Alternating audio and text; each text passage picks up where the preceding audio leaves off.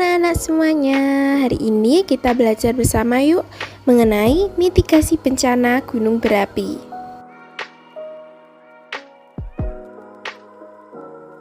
Mitigasi bencana gunung berapi, yang pertama prabencana, yang kedua darurat bencana, dan yang ketiga pasca bencana.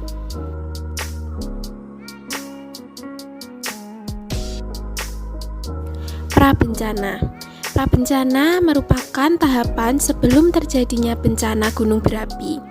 Ada beberapa langkah-langkah yang dapat kamu lakukan untuk dapat menyiapkan diri sebelum bencana gunung berapi terjadi. Di antaranya, yang pertama, sadar jarak dan level kerawanan lokasi rumahmu dengan gunung berapi.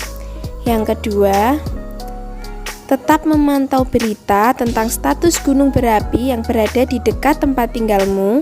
Yang ketiga, mempelajari tahapan proses gunung berapi ketika akan meletus sehingga kamu lebih siaga dan tahu kapan harus mengevakuasi diri. Yang keempat, simak dan ikuti arahan dari petugas berwenang tentang status dan radius aman dari puncak gunung berapi. Dan yang kelima, hafalkan jalur-jalur evakuasi dan tempat perlindungan yang biasanya sudah ditentukan oleh pihak berwenang. Jika sewaktu-waktu gunung meletus, kamu tidak panik dan kebingungan karena sudah tahu kemana harus menyelamatkan diri. Selanjutnya merupakan darurat bencana. Darurat bencana adalah tahapan saat terjadi bencana gunung meletus. Ada beberapa langkah-langkah yang dapat kamu lakukan saat terjadi gunung meletus. Di antaranya, yang pertama, patuhi perintah evakuasi dari pihak berwenang. Tinggalkan tempat yang tidak aman, segera menuju ke titik kumpul. Jangan bandel untuk tidak mengikuti petunjuk yang justru dapat merugikan diri sendiri. Yang kedua, hindari arah angin yang searah dengan abu vulkanik agar tidak terkena hujan abu. Yang ketiga, hindari daerah lereng gunung, sungai, aliran lahar, dan lembah yang dapat beresiko terkena material dari gunung berapi.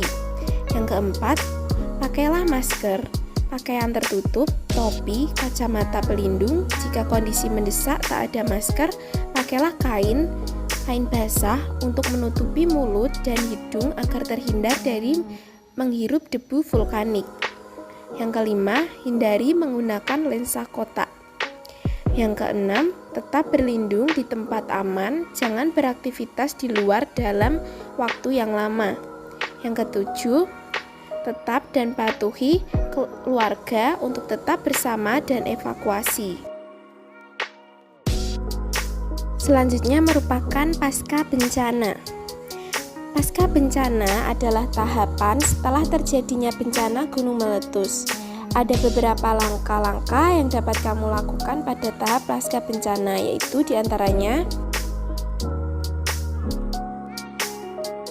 yang pertama, pantau perkembangan kondisi terkini lewat radio.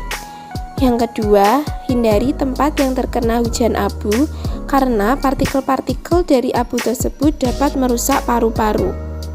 Yang ketiga, hindari aliran sungai saat baru selesai erupsi gunung berapi.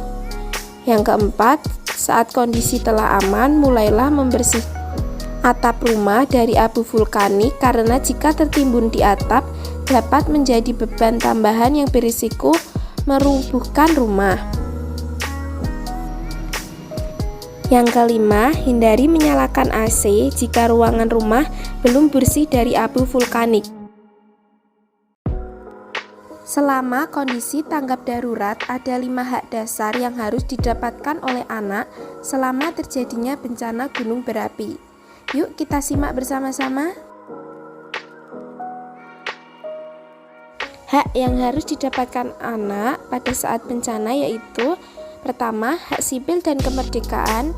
Yang kedua, lingkungan keluarga dan pengetahuan alternatif. Yang ketiga, kesehatan dan kesejahteraan dasar. Yang keempat, pendidikan, waktu luang, dan kegiatan budaya. Yang kelima, perlindungan khusus. Yang pertama, hak sipil dan kemerdekaan. Dalam situasi pasca bencana, kehancuran infrastruktur, dan kelumpuhan sistem administrasi negara membuat anak-anak yang lahir pasca gempa tidak tercatat. Hal ini menempatkan anak-anak dalam situasi kehilangan hak akibat tidak tercatat dalam mekanisme pencatatan kelahiran. Yang kedua, lingkungan keluarga dan pengasuhan alternatif. Dalam situasi pasca bencana, kehidupan yang serba darurat dapat mengancam perkembangan mental, moral, dan sosial anak. Perhatian dari orang tua mengambil peran penting dalam membantu anak melewati masa-masa krisis setelah bencana. Yang ketiga, kesehatan dan kesejahteraan dasar. Program-program yang memberikan layanan kesehatan gratis bagi korban anak sangat dibutuhkan dalam situasi tanggap darurat. Pengalaman penanganan bencana selama ini menunjukkan banyak sekali program-program layanan kesehatan yang disediakan untuk korban bencana, baik anak-anak maupun orang dewasa, baik dari unsur pemerintah maupun non-pemerintah. Yang keempat, pendidikan waktu luang dan kegiatan budaya. Program-program pendidikan alternatif yang diberikan para pemangku kepentingan akan sangat membantu para korban anak. Program sekolah darurat, program penggambar, program bercerita, program taman pendidikan Al-Quran adalah program yang sering dilaksanakan untuk menjawab kebutuhan dan hak anak atas pendidikan dalam masa tanggap darurat. Yang kelima, perlindungan khusus. Dalam situasi pasca bencana, keterpisahan dari orang tua atau orang tua yang kehilangan kemampuan finansial untuk mengasuh anak-anak mereka harus dibantu untuk dapat memenuhi kebutuhannya dan anak-anaknya.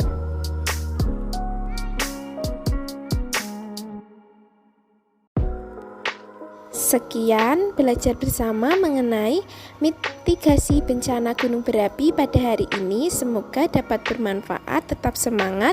Sampai jumpa.